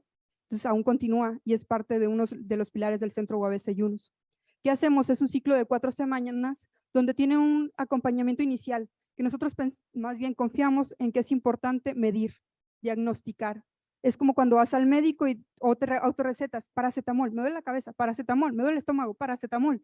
Pero a lo mejor no era la paracetamol, ¿no? A lo mejor solo era ejercicio o levantarte más temprano. Lo que hacemos es primero aplicamos una encuesta completa desde los trabajadores, ya no solo de la empresa comunidad, su familia, sus niveles de innovación. Entonces, ¿quiénes van? Son los estudiantes. Los estudiantes van a campo, buscan negocios que están cerca de su entorno o también familiares o sus propios emprendimientos y hacen una especie de incubación. En este ciclo llenan bitácoras financieras que son como los estados de resultados. ¿Cuánto vendes? ¿Por qué? ¿Por qué será útil? Porque a veces no saben cuánto venden y desde ahí es importante que sepan, hay utilidad, hay pérdida, hay rentabilidad como finanzas personales, que aquí tienen, ¿no? Finanzas, porque es tan importante, porque nos ayuda al bienestar, ¿no? Entonces, durante esas 4 semanas elaboran un plan de negocios. ¿Qué es un plan de negocios? ¿Han escuchado? ¿Qué es? ¿O no sabemos? ¿En qué carrera son? Ingeniería, pero ustedes también, ¿no? Un plan de negocio, planear cómo va a funcionar el negocio. Pero ¿qué pasa? Los negocios ya iniciaron. ¿Se podrá ajustar? Sí, porque un plan de negocios es dinámico. Podemos ajustar, profesionalizar el emprendimiento y los negocios. Y al final, ¿con qué concluyen? Con una capacitación.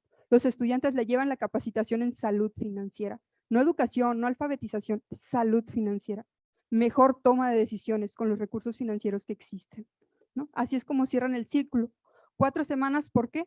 Porque es lo que la evidencia nos ha mostrado, que es lo que duran en el aprendizaje de este tipo de habilidades. Y porque no hay que dar pescado, hay que enseñar a pescar. La siguiente, por favor. Entonces, estas son fotografías de nuestros estudiantes que sin ellos el centro no existiría y toda esta innovación social es por ellos. Y ellos traen la información de qué es lo que necesitan los microempresarios, no es irlo a veces a decir, sino escuchar qué es lo que están comunicando, ¿no? La siguiente, por favor. También tenemos otro programa que es el de inclusión financiera, econográfico. De hecho, el loguito lo inventaron los estudiantes. Economistas ahora siendo diseñadores. Estamos haciendo a todo porque es necesario. ¿Qué pasó? Que la información es así, no es simétrica, no tenemos toda la información, no es verdad. Lo que buscan es comunicar de forma didáctica, de forma sencilla, tips de finanzas, economía, no sé, hubo una coyuntura, aumentó la tortilla, pero ¿qué significa? ¿Por qué es importante? ¿Por qué me importa? ¿No? Entonces, accedemos o proporcionamos la información, ¿no? La siguiente, por favor. Contamos también con el Observatorio de Pobreza e Inseguridad Alimentaria Regional. A ver, estamos hablando de negocios sociales, estamos hablando de pobreza, de vulnerabilidad, pero no la estamos observando, no la estamos midiendo. Entonces tenemos este brazo fuerte que nos habla de los datos, analizar los datos. ¿Recuerdan lo del tratamiento? A lo mejor no es una inyección, son 2, son 3. Entonces con el observatorio buscamos eso, también comunicamos con el podcast y hemos empezado a sacar talleres de estadística, cómo entender los problemas sociales a partir de los datos. Y ese va dirigido a los estudiantes y elaborado también por ellos. Contamos con el BIFEIRI, Boletín Económico de la Facultad. Hace unos años era tan tedioso que ni nosotros lo leíamos, ¿no? Ahora los chicos lo que están haciendo es esto, ser responsable, ser solidario, y no le decimos qué es BIFEIRI, ellos mismos lo tienen que construir, ¿no? Entonces estamos sacando ahora notas a la par de, ¿recuerdan lo del observatorio? Y emprendimiento, entonces están comunicando estadísticas, datos y están construyendo la comunidad de sé lo que quiere hacer, ¿no? La siguiente. Bueno, teníamos una serie de programas sociales que se han aunado para sacar los proyectos sostenibles. Tenemos un observatorio que está sacando los datos, tenemos Econográfico que nos está enseñando a comunicar las cosas de mejor forma, tenemos el PIADMIPE que nos dice cómo están los grupos vulnerables y capacitación in situ. Quiere decir que nos hemos unido todos, además de otros proyectos como el Grupo Académico de Agroalimentarios, para llevar huertos sostenibles. Estamos llevando huertos a grupos vulnerables en zonas que están en la periferia de la ciudad. Recuerdan que les dije que había desigualdades, hay zonas en las que son tan vulnerables que creeríamos que estamos en otro nivel, que no es un nivel considerado para una zona de alto crecimiento manufacturero o cercano a la frontera, ¿no? El siguiente, por favor. Entonces, lo otro es intervención social in situ con grupos vulnerables de la comunidad. ¿Qué es esto? Que ahora nosotros salimos a comunidad. ¿Con quiénes? Con grupos vulnerables. La siguiente, por favor. Bueno, tenemos el taller de fortalecimiento microempresarial, se da dentro de las instalaciones, van los microempresarios, tienen cursos constantes, marketing digital, educación financiera, temas de educación fiscal, por ejemplo. La siguiente, por favor. Pero también estamos saliendo ¿a dónde? A centros de rehabilitación, a casas migrantes. Estamos saliendo a institutos de la juventud, a institutos de la mujer. ¿Por qué? Porque es difícil, por ejemplo, el tema de quienes están en centros de rehabilitación. Cuando salgan, ¿cómo se van a reinsertar en la sociedad? ¿No? ¿Cuál va a ser su medio de fuente de ingreso? muchas veces se quedan sin redes, ¿no? No hay redes de apoyo. Entonces llevamos el tema del emprendimiento como una forma de autonomía. La siguiente, por favor. Y tejiendo redes y vínculos con la sociedad civil. Siguiente. Los chicos crearon el taller para la niñez Océano de Ideas. Estamos saliendo a comunicar el emprendimiento sostenible, emprendimiento y ODS desde la niñez, porque a veces a lo mejor nosotros ya no vamos a poder hacer nada, pero ellos sí, ¿no? Confiamos en eso. Lo siguiente.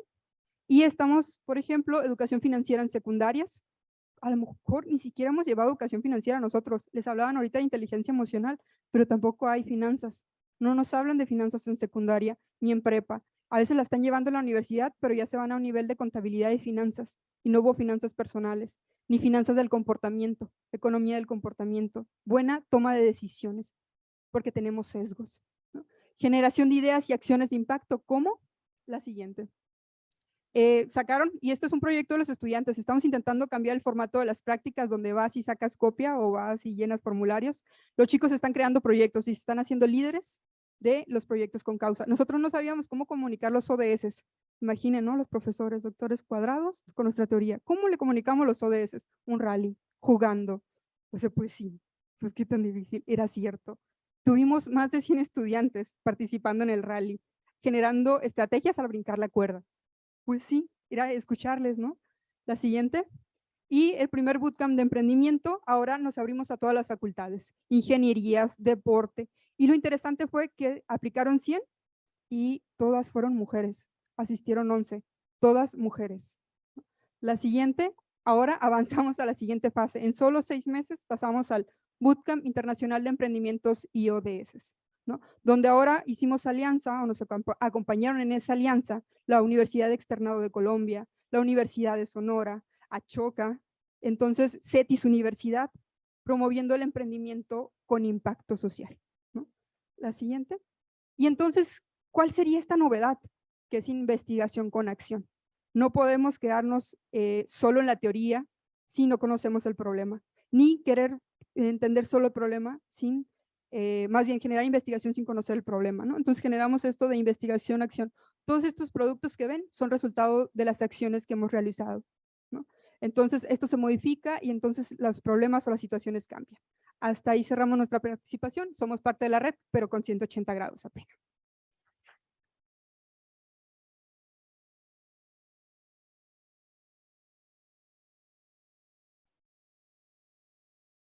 Pues muchísimas felicidades. Yo creo que todos nos quedamos impactados con la gran labor que tiene la Universidad de Baja California. Muchísimas felicidades. Y bueno, pues muchísimas gracias a todos los panelistas que también nos compartieron, pues realmente donde se resaltó, yo creo que la parte de la importancia del trabajo en red, ¿no? Y el no ser celosos de nuestros proyectos, sino compartirlos y generar alianzas entre diferentes actores, enfocándonos principalmente en nuestros beneficiarios, que yo creo que si las organizaciones nos enfocamos más en nuestros beneficiarios que en el protagonismo de cada una, creo que haríamos una mayor diferencia, ¿no? Y eso lo he ido comprobando trabajando en redes también con organizaciones que trabajan con migrantes.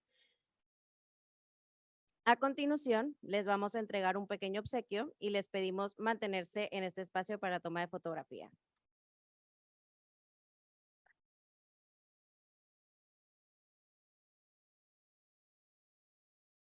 Pasa por aquí. Si quieres, pasa por aquí.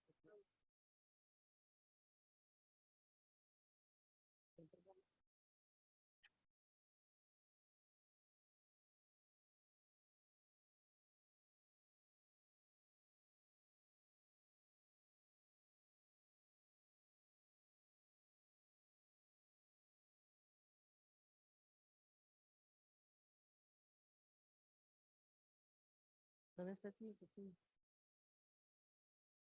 ¿Leo?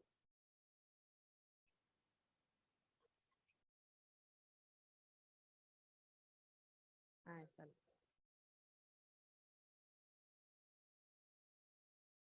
Un aplauso.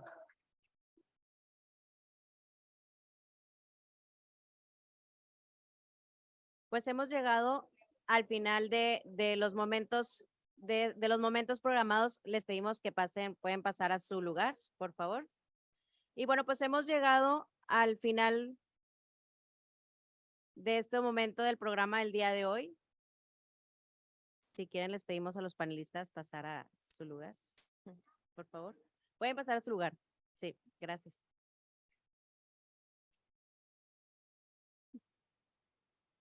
Para cerrar el evento. No se preocupen.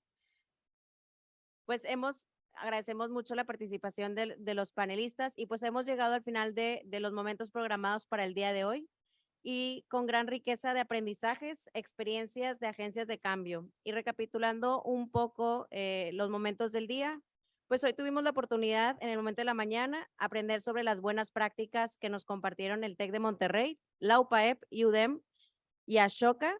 Posteriormente pudimos conocer a 3 estudiantes, grandes agentes de cambio dentro de su universidad desde su profesión.